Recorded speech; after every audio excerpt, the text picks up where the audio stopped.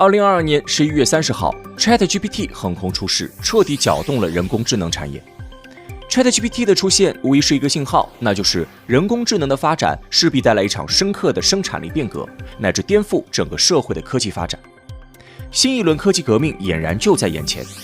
而在如此重要的关口，中国却仍被世界人工智能体系拒之门外 ，ChatGPT 也始终没有向中国开放。那么，面对这种情况，中国将如何破局？近2年，以 ChatGPT 为代表的生成型 AI 席卷全球，新一轮技术革命已被掀起的言论不绝于耳。不过，业界仍旧认为，从生产方式的产业结构升级角度，目前全球只经历过3次广义上的技术革命。第一次技术革命解放了人类的双手，实现了终端轻工业消费产品的规模化大生产。第二次技术革命实现了以机器生产机器及规模化生产所有生产资料、工具，进一步将人类从传统劳动中解放出来。第三次技术革命则是以信息技术发展为导向，代替了人类的脑力工作。而就目前 ChatGPT 的开发和应用来看，其尚未突破第3次技术革命的范畴，仍可被视作信息革命的一环。但这并不意味着 AI 技术在全球范围内掀起的剧烈变革能够被轻易忽视。在全球互联网发展的基础上，人类在网络上的行为已经产生海量数据。就互联网的链接总量而言，已经接近人类大脑神经元的数量。半个多世纪以来，人工智能实现了从系统到机器学习，再从自然语言处理到算力提升、算法突破等一系列技术突破。此前，当人们试图通过搜索引擎搜索信息时，需要在搜索框内编辑关键词。现如今 ，ChatGPT 完美解决了人类自然语言的问题。自此，人们获取信息只需要采用最常用、最习惯的口头语言即可。人类与数字世界实现完美交互，如同人与人之间的对话一样那么简单。但这一点所带来的变革就是划时代的。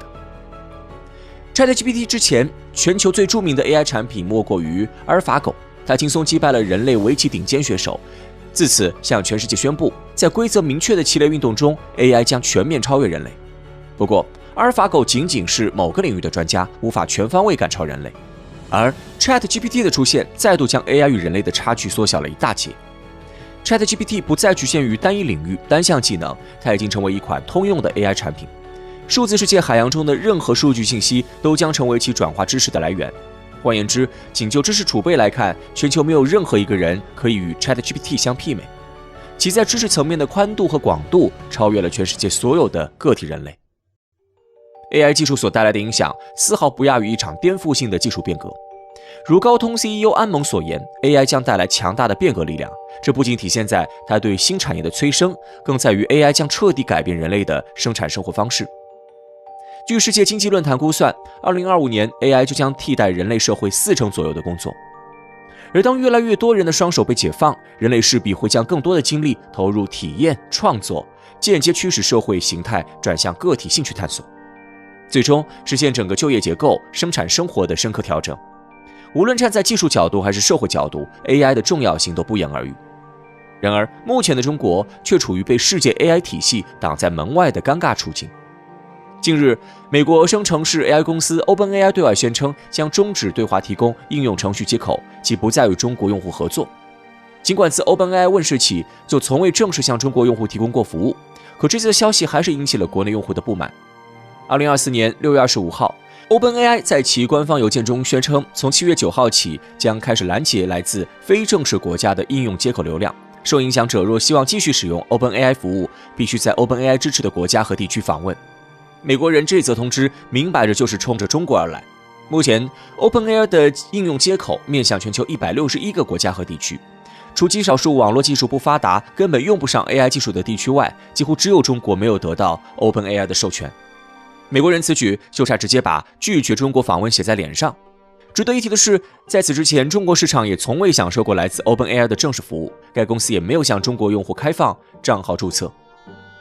目前国内用户使用的 OpenAI 大多是国内开发商通过套壳方式开发运营而来。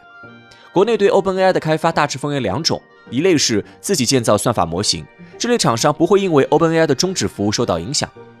而另一种嫁接在 OpenAI 上的 GPT 模型，极有可能会因为应用接口的缺失，生存受到影响。美国通过 OpenAI 限制中国的行为，明显是制裁打压中国的又一举措。在 AI 技术蓬勃发展的今天，美国竭力试图孤立中国，将我们排挤在世界 AI 体系发展之外。除了技术上的拒绝合作，最明显的打压还有相关产业的制裁。今年1月，美国商务部表示，白宫方面已经做出决议，将全力阻止中国获得想要的用来训练人工智能模型的算力。随后，美国芯片设备制造商英伟达停止对华出口最复杂、处理能力最强的 AI 芯片。应拜登政府要求，荷兰芯片制造商也取消了对中国光刻机的出口。最先进的极紫外线光刻机被禁止对华出售，但上一代 DUV 光刻机仍在销售范围。不死心的美国人随后多次向荷兰施压，要求将 DUV 也纳入禁售范围，以全面制裁中国半导体与人工智能行业。在 AI 产业正欣欣向荣的当下，美国人铁了心要让中国 AI 胎死腹中。那么面对这种情况，中国又当如何破局？其实说破局已经算是看得起美国的这番操作。目前全球 AI 技术的发展仍在百舸竞流的状态中，美国人理想中的世界 AI 体系根本尚未成型，又谈何隔离中国？至于美国这番打压中国的人工智能的举动，只会加速中国 AI 技术的崛起。以 OpenAI 终止与中国合作为例，此次风波导致国内大量用户流失，国内 AI 厂商正好顺势对用户展开瓜分。多家大型厂商不仅推出了零成本迁移计划，还趁势降了一波价格，成功将 OpenAI 的用户承接到自己手里。百度智能云千帆为新用户提供免费调用服务，阿里云宣布免费提供2200万 tokens， 并将模型定价调低为 OpenAI 的1/50。此次 OpenAI 风波已经出现倒逼国内企业加大 AI 自主研发投入的迹象，从而推动我国 AI 技术的自主创新与发展。同时，企业和政府也会愈发重视 AI 领域的人才培养，通过各种政策和措施吸引高端人才，提升科研团队整体水平。不仅如此，中国 AI 其实已经逐步登陆世界市场，尤其是美国。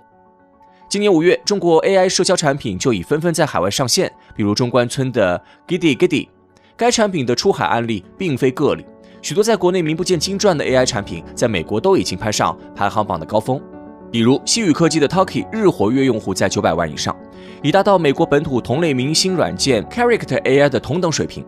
爱视科技的 Pixverse 登陆美国3个月，视频生成量就超过1000万次，直逼同类榜首产品。据国内 AI 从业人员称，目前国内超过一半的 AI 研发公司都在积极开拓海外市场，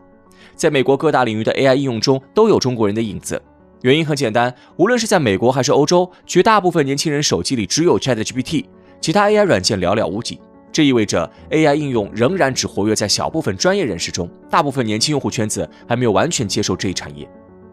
业界据此普遍预测，未来1年至1年半时间将会是 AI 产业的爆发期，无论是国内还是国外，都普遍存在大片空白市场。相较于国内，美国的优势是技术，用户接受度相对较好，但在中国 AI 技术日新月异的当下，想要赶上这些差距并不难。国内 AI 行业普遍认为 AI 时代想要做出一款足以出口海外的产品并不难。以上市公司一点天下为例，自其产生研发 AI 产品的想法到软件上线海外，一共只用了几个月时间。2023年7月，一点天下的 AI 广告应用登陆全球市场后，迅速获取了100万用户，产品覆盖203个国家地区。因此，在美国极力封锁中国 AI 产业的当下，中国人工智能技术和产业根本没有受到丝毫影响。说到底，美国人自己都尚未在这一新兴领域站稳脚跟，又凭何将中国隔离在世界体系之外？人工智能的发展虽称不上一次技术革命，但掀起的风暴对人类社会的影响丝毫不容小觑。美国人正是看到了 AI 技术的巨大潜力，才会挖空心思试图封锁中国 AI 的发展。只可惜，美国自身 AI 的发展前景如何，目前看来都尚未可知，又哪来的实力去阻止中国 AI 的崛起呢？